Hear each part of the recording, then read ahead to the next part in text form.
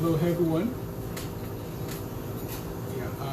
Good morning to you, wherever you may be on the planet. Good afternoon. And I say good evening. My name is Tosin Kolawole, and it's my pleasure to be with you today. So if you're joining us, can you let me know where you're joining us from? Yeah, let me know where you're joining us from.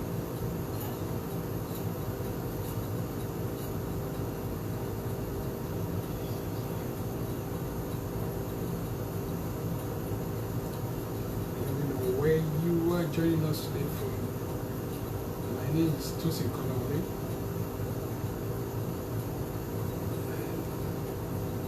To be with you today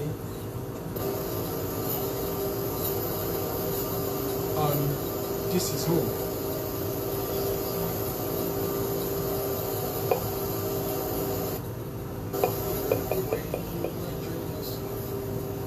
This Is Home is a platform where we discuss about everyday living on earth. And today we're going to be considering the human family. Today we're going to be talking about the human family and living on earth.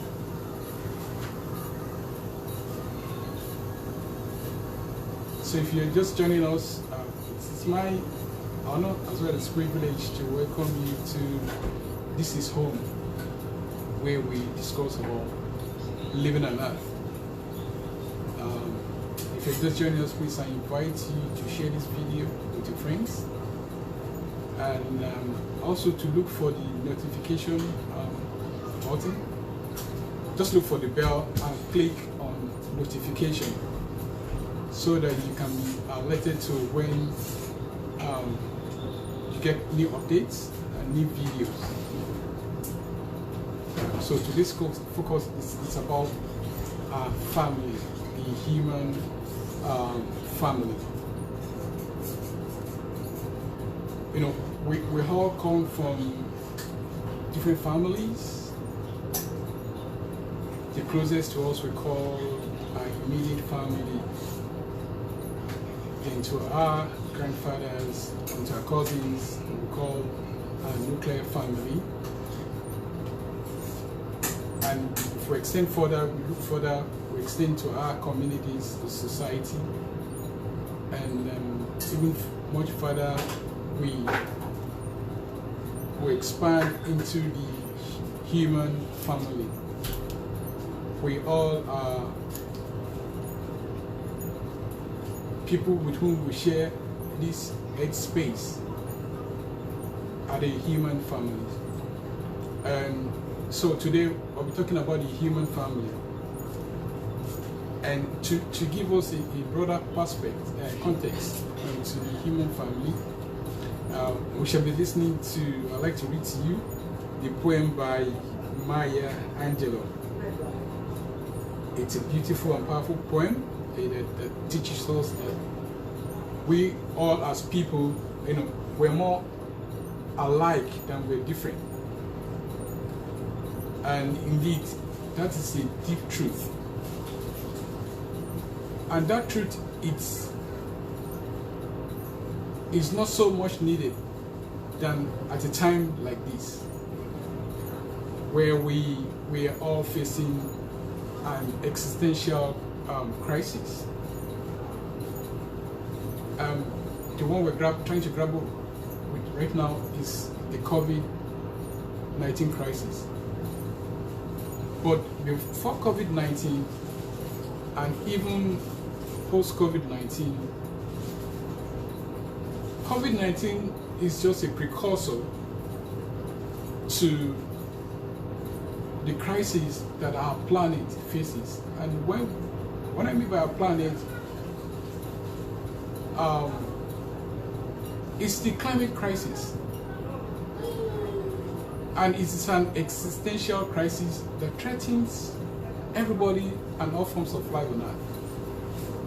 But before I delve further, please kindly introduce yourself, who you are, where you're joining us from, where you're watching us from. Thank you. Thank you. You're welcome, Damon.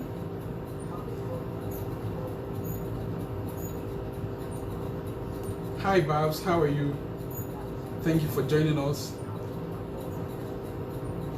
Hi, Ronke. Thank you for joining us.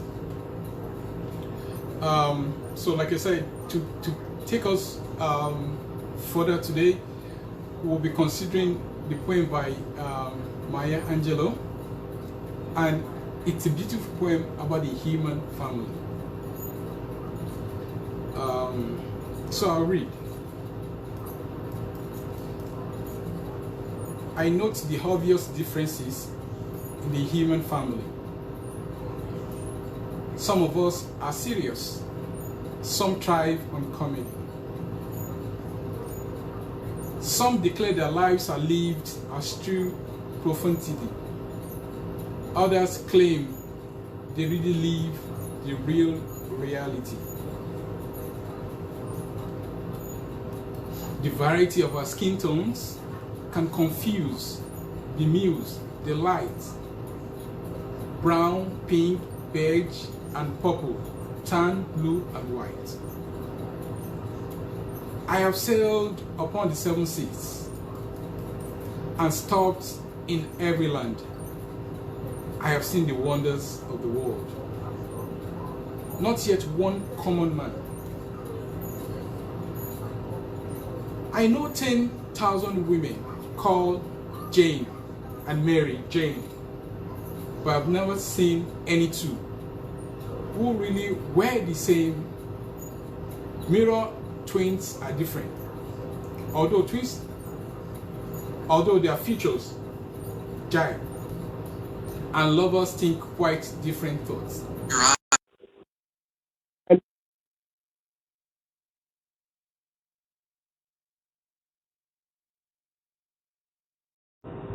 While living side by side,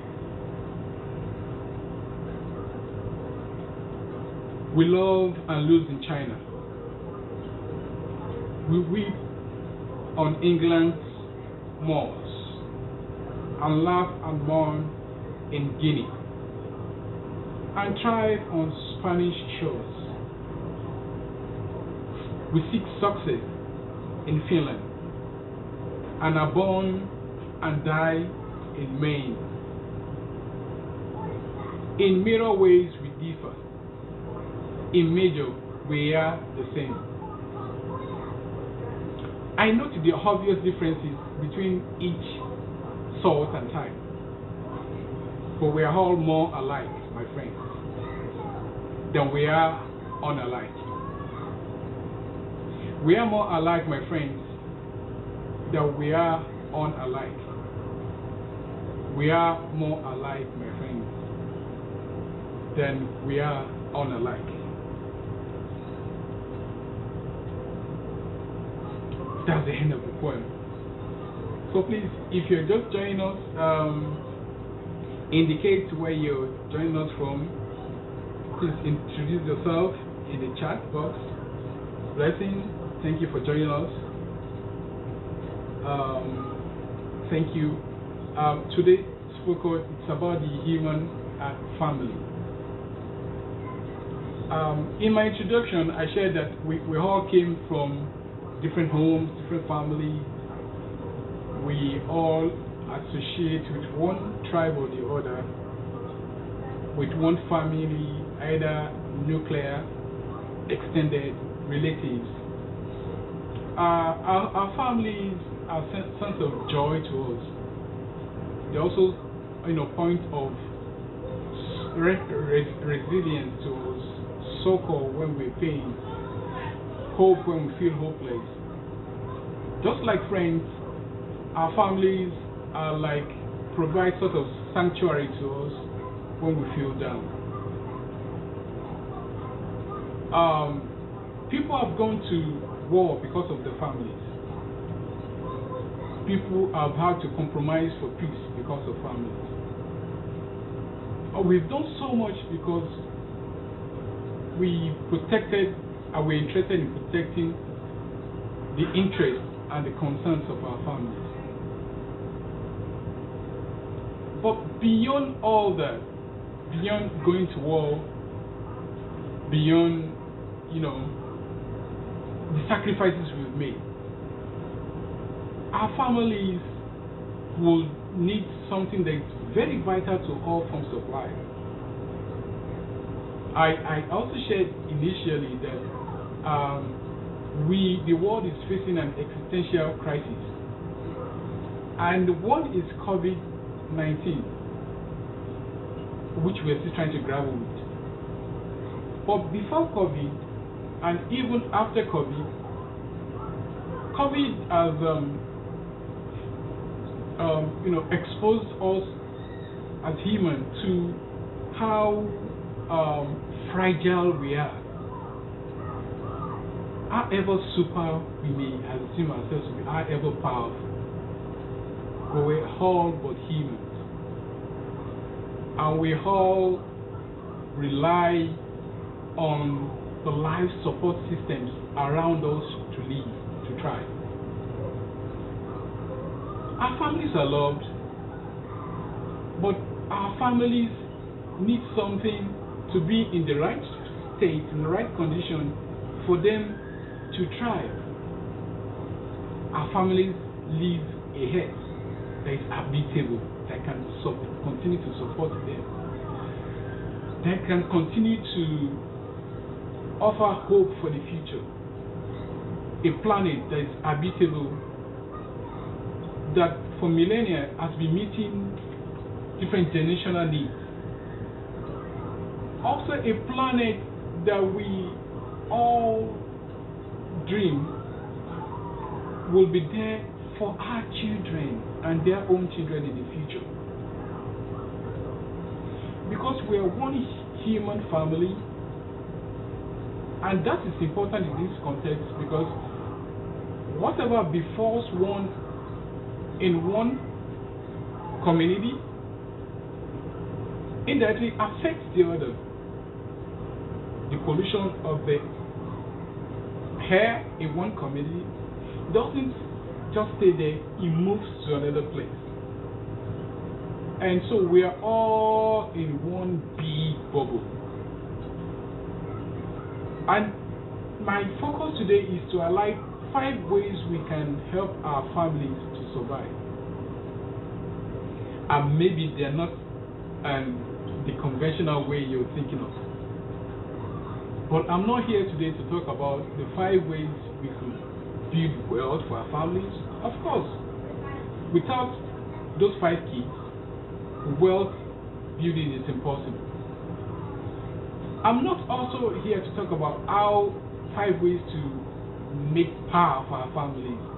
For even without that platform, there is no wealth. I'm thinking of 5 ways today we can take care of that platform that makes wealth possible for our families, that makes their aspirations and their dreams and their hopes possible too.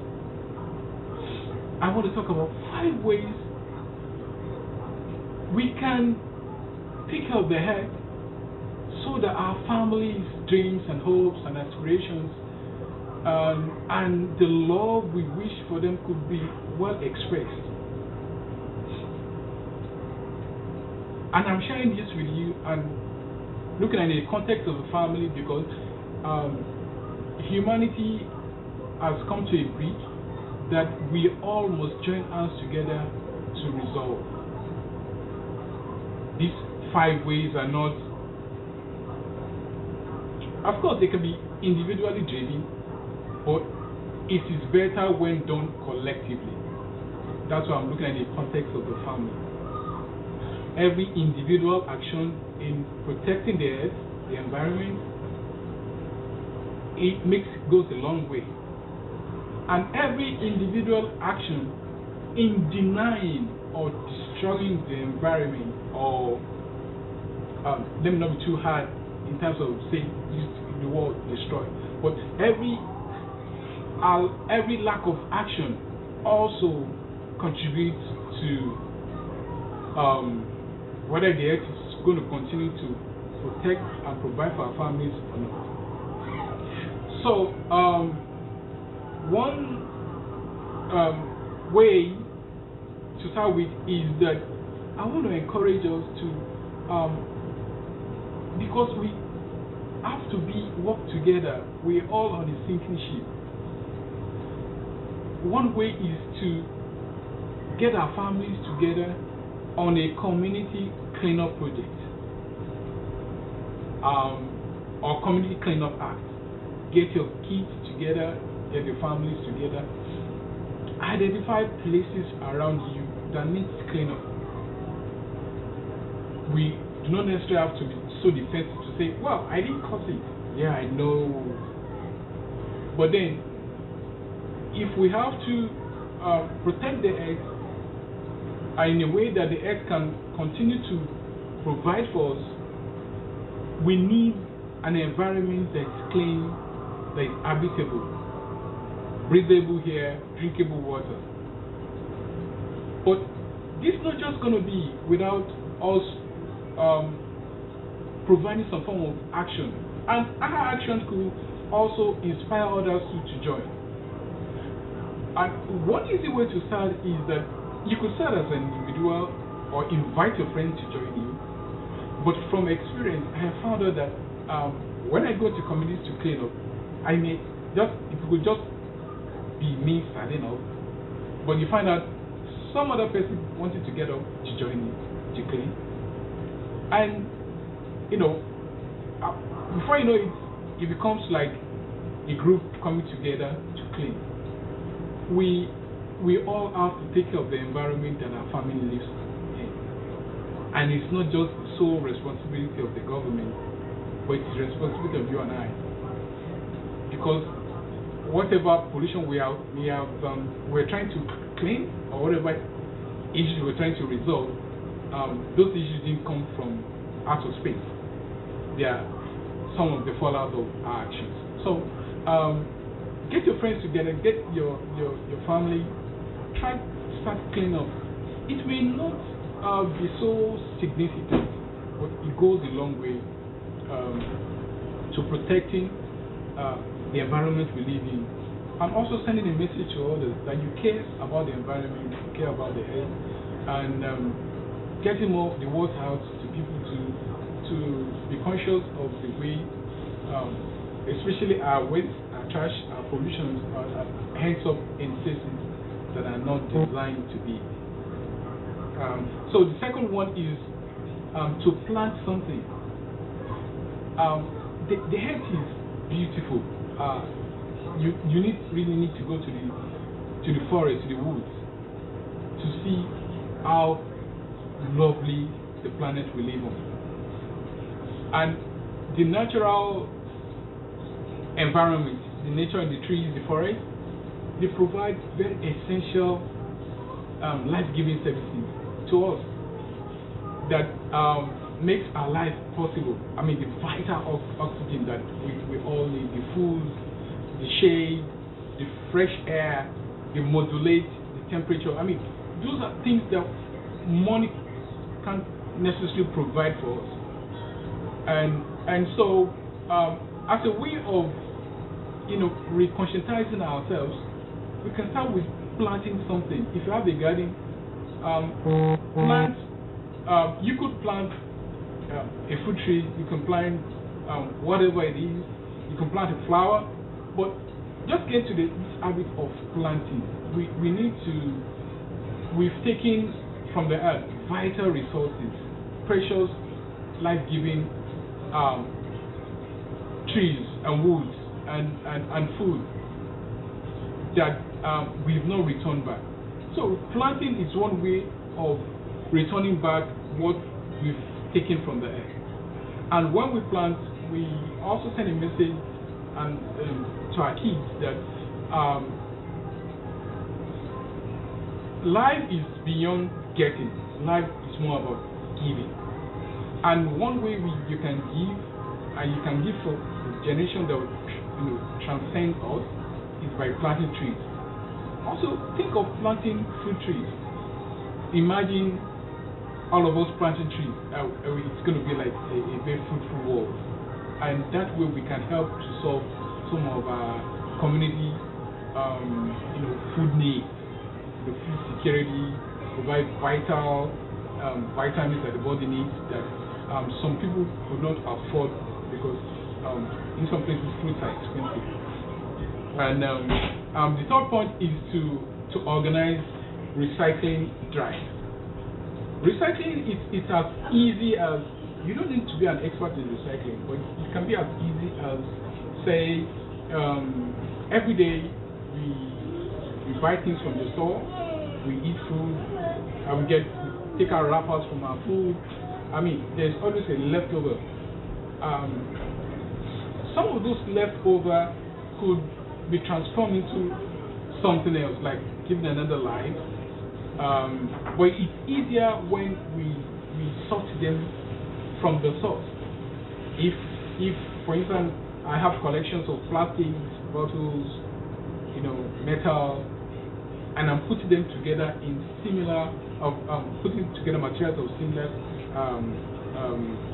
like or something made.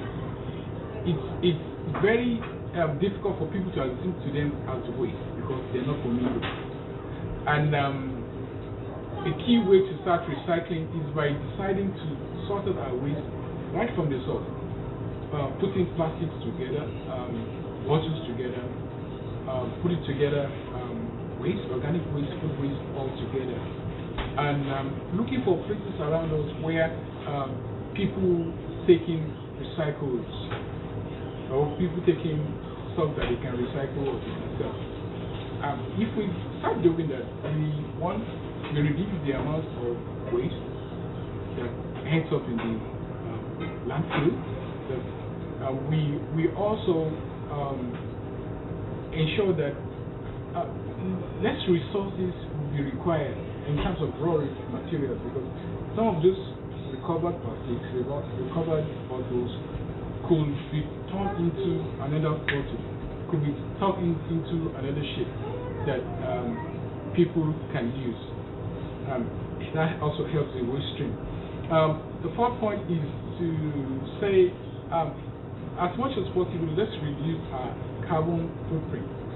And one way we can reduce our carbon footprint, especially for people who drive, is to try to produce less. Ways we can produce less is by driving less. I understand and I reckon that there are some places that we could go to without the need to drive. Or we can decide to do so many things all on the same day so that we don't have to drive all the time. For instance, if you're going to laundry, you're going to the laundry, you're going to shop, you're going to the barbers, and you can decide to do all of those at a single trip rather than driving all the time. And if you're going like 1 mile or 2 miles away from you, instead of driving, you can walk down or take a bike.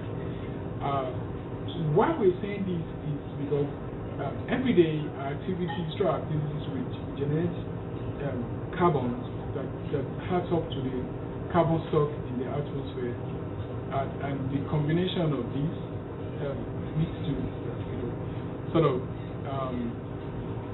intense greenhouse gas in the atmosphere, which leads to the change in climate, and change in climate, exacerbates the rate at which we are having more of intense storm, intense rainfall, intense heat these days. So, and the natural balance that was provided, with nature, that the trees are supposed to reduce and mop up some of these excess carbon dioxide, we're also taking out through developmental needs. I mean, we want to build a house, we want to expand agriculture, stuff like that. So it's easier and safer to reduce in the first place than to say how do we mop it up in the atmosphere. And one is we also need to save water. We need to save our water. There's the saying that the war of the future will not be war over land. It might be war over water, because in most places around the world now, increasingly people are having challenge with getting water. I mean, when I mean water, I mean fresh water from the soil, from the rivers, streams. In some places are fast drying up because of different activities of ways we are extracting water from the soil, from the aquifer, and in the urban setting, our developmental system and human settlement system is not allowing some of the fresh water that comes down in the form of rainfall to seep into the ground, because of our excessive pavement, concretizing all around us, like the soil is forbidding for us, and some of these things do not allow water to get back into the ground so that our aquifer gets recharged and can continue to provide enough for us. And this lifestyle threatens the ability of our future families to also get water and to get it close without having to go deep, even far deeper into the ground to get water. It's not everybody that has access to a system that can bring water for them. And in some villages, water is fast drying up. So if you have water abundant and you can consider saving water when you're brushing your teeth.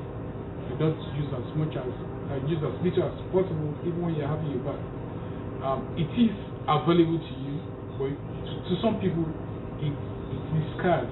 They cannot find water to drink.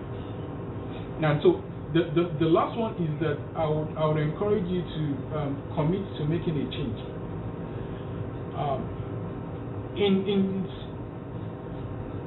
In the course of trying to protect ourselves and provide for our families, and stand in support and in the interest of our families, this cause of protecting our planet is very vital. And it's a cause that requires all of us to be involved. It is not an assignment for just a few environmentalists or some activists, because we all live on this platform called the Earth. And the ability of the Earth to provide for us determines how well we can try. Like someone said, the environment is the economy. We all need for our economic needs to be met. Then we also have to consider the important role that the Earth that we live in, the platforms that we live in, how it makes sure that these are possible and we can live well and thrive. So that's my points today that I wish to share with you. And there's the 5 ways, to ensure the survival of our family. And these 5 ways, they can sound mundane, but without the Earth, our families wouldn't be. So I want to say thank you for joining me today. And once again, my name is Tosin Kolawole, and the title of this platform is called This is Home. Earth is Home. Earth is the only home that you and I have come to know. It is the only platform that makes it possible for you to see me, for me to see you, for us to have a community, to have a society, for us and our bodies to be alive. So all calls we're making to say, let's plant trees. The calls we're making to say, let's reduce our water usage or wastage. The calls we're calling to say, let's mobilize ourselves to take care of the environment. The calls we're calling to say let's reduce our carbon footprint, be conscious of your impact on the environment. They are not calls to cut down our lifestyles. It's not like, oh, we're trying to take away our so-called enjoyment from us. But they are all calls to enhance our lives. They are calls to protect humanity. They are calls to protect you and I. They are calls to live, for us to consider that as we live today, that other people in the future, like our children, also need to live tomorrow, and they also want to enjoy the life experience and to hopefully also perform that baton to their own children too. So thank you for coming my way today, and thank you for listening. I'll be with you again same time next week on This Is Home. So please remember to like and to share with your friends, and to click the notification button, that's the blue bell, so that you can be alerted to when the next video drops. So go to Climate2 on Facebook and like our page. Thank you. Have a nice day. So until I come your way again, I say, help people, go take care of their health. Bye bye.